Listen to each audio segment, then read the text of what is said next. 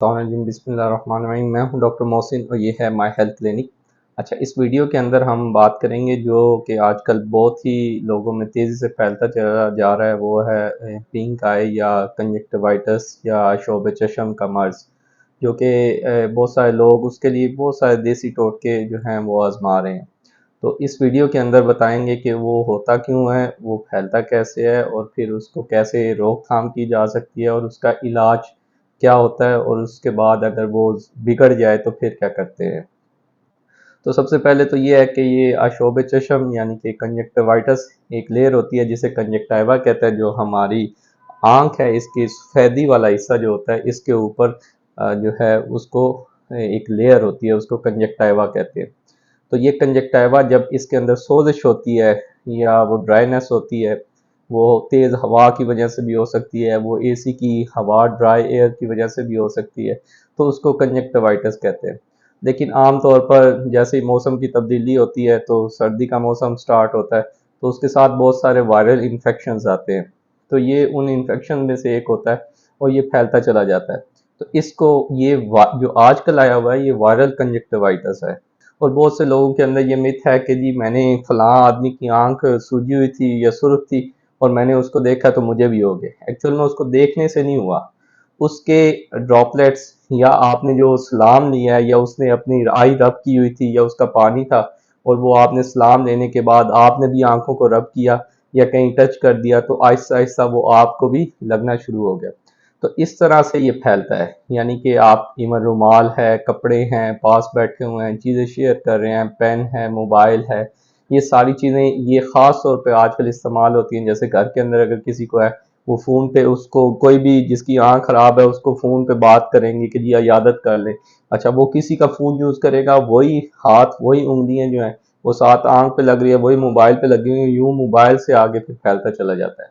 तो ये छोटी-छोटी चीज़ें हैं जो पर्सनल यूज़ में हैं, जैसे कंघा है, कपड़े हैं, रुमाल है, घड़ी है, मोबाइल है, चार्जर है। ये इन चीज़ों के साथ जब भी वो पानी लगता है तो वो ज़्यादा फैलता है। तो वो दूसरी आम तौर पर जो वायरल कंजक्टिव एक होता है एलर्जिक कंजक्टिवाइटिस, एक होता है वायरल कंजक्टिवाइटिस। वायरल आमतौर पर एक आंख में होता है और जो एलर्जिक होता है, क्योंकि एलर्जी दोनों तरफ दोनों आंखें एक्सपोज होती हैं, तो वो उसमें ज़्यादा होता है। लेकिन वायरल में आमतौर पर पहले एक होती है और फिर दूसरी भी होती जाती है। इसके बाद ये क्योंकि वायरल है और इसमें जितने भी वायरसेस होते हैं उनका अटैक होता है और 7 से 10 दिन के अंदर उनके खिलाफ हमारा जो डिफेंस सिस्टम है, हमारा इम्यून सिस्टम है, वो अपनी एंटीबॉडीज़ बनाता है और उसको फिर उसके अगेंस्ट फाइट करता है और रिकवर कर लेता है।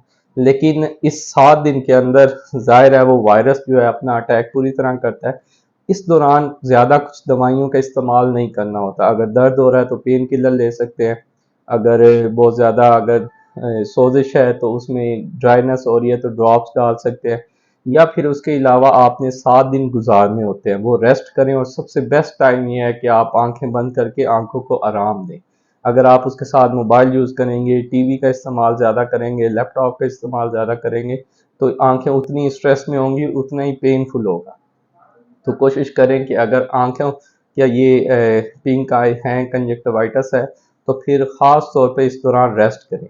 आम तौर पर इसके लिए बैक्टीरियल यानी एंटीबायोटिक के ड्रॉप्स भी दिए जाते हैं। उसकी रीज़न ये होती है कि जब भी कभी सोजिश होती है, तो फिर बहुत सारे लोग जो हैं उनके अंदर वायरल के साथ-साथ बैक्टीरियल इन्फेक्शन होने का चांस भी होता है। इस दौरान अब मसला एक और भी है, वो अफराद जो इम्यूनो कम्प्रोमाइज़ है, यानी जो स्टेरॉयड यूज़ करते हैं या जो शुगर के मरीज़ हैं, उनके अंदर ये होने का चांस ज़्यादा होता है। वो बुज़ुर्ग और बच्चे ये दोनों बहुत नर्म और नाज़ुक होते हैं, इनके अंदर ये इन्फेक्शन होने का चांस ज़्यादा होता है। और वो जगह जहाँ पे लोग एक दूसरे के ज़्यादा करीब होते हैं, चाहे वो घर है, कंजस्टेड है, बहुत ज़्यादा लोग रहने वाले हैं, तो उनके अंदर ये ज़्यादा तेज़ी से फैल सकता है। वो जगह जैसे मस्जिद है, जाए नमाज है, वहाँ पे सलाम, मुसाफ़ा ये चीज़ें करने से भी वो आँखों को लगने के बाद फैल सकता है। और कोशिश करें कि अगर हो जाए तो फिर आप चश्मा पहनें, धूप से बचें, ड्राइनेस से बचें, हाइड्रेशन लेवल अपना खुराक अच्छी रखें, पानी, मल्टीविटामिन्स और फ्रूट वगैरह इन चीज़ों का इस्तेमाल करें और इसको टाइम गुज़रने दें। अब एक चीज़ और जो इसके साथ आजकल हो रही है वो ये है कि ये मौसम तब्दीली के साथ-साथ बहुत से लोगों को फ्लू भी होता है और फ्लू होने की वजह से जो हमारी आँख है, इसका जो ड्रेनेज सिस्टम है वो हमारे नाक के अंदर खुलता है। आपने देखा होगा अक्सर जैसे कोई रो रहा होता है तो थोड़ी देर बाद उसको लोग टिश्यू देते हैं और वो नाक भी बहना शुरू हो जाता है। एक्चुअल में जो टीयर्स हैं, जो आंसू हैं, वो आँखों से यहाँ पे ये नेज़ोलैक्रिमल डक्ट होती है, उसके ज़रिए ये आके यहाँ पे ड्रेन होते हैं। लेकिन प्रॉब्लम ये है कि एलर्जिक राइनाइटिस या जिनको एलर्जी होती है, वो उनका नाक के अंदर भी सोजिश होती है। उस सोजिश होने की वजह से ये नाक बंद हो जाता है और नाक बंद होने की वजह से ये पानी पूरी तरह ड्रेन नहीं हो पाता और वो पीछे तक रहता है और जब सुबह उठते हैं तो आंखें चिपकी हुई होंगी, आंखों में से पीप निकल रही होगी, तो ये चीज़ें होती हैं।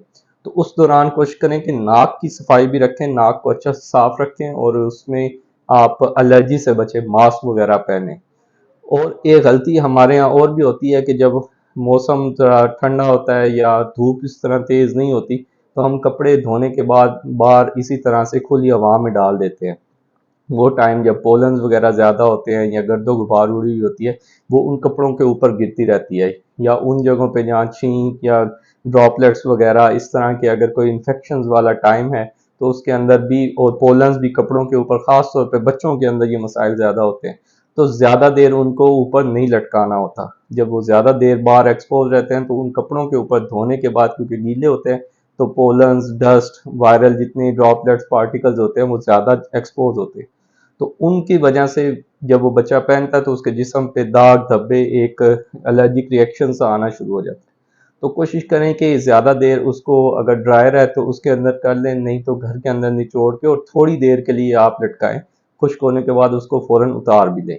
तो इन चीज़ों का ख्याल रखें, बहुत ज़्यादा देसी टोटके करने की ज़रूरत नहीं होती। अगर हाँ, इसके साथ बिनाई को असर नहीं होता, लेकिन अगर बिनाई को भी हो रहा है तो इसका मतलब है कि सामने वाला जो आंख की पुतली है, उसको कॉर्निया कहते हैं, उस ट्रांसपेरेंट कवरिंग को भी इन्फेक्ट कर रहा है।